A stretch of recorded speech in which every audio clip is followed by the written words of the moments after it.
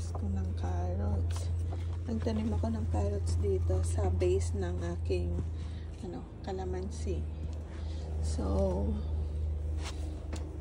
spring is coming. So, bunutin ko na ito yung mga carrots dito.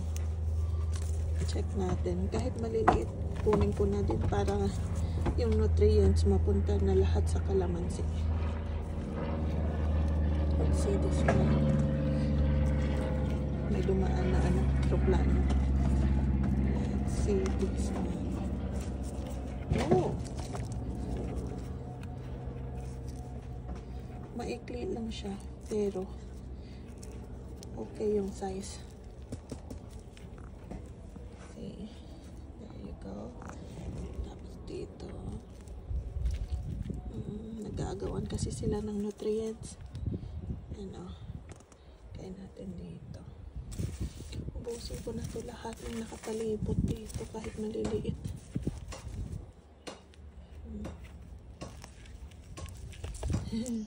Sobrang liit. Hindi na kasi sila lumaki dahil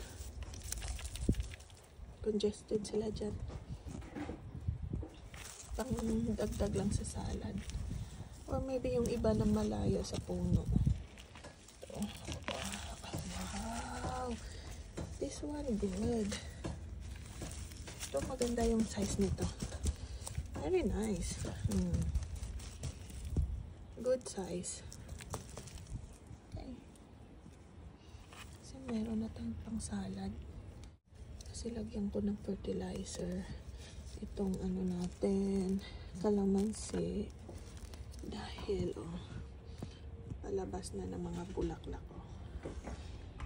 Magbubulaklak na yan.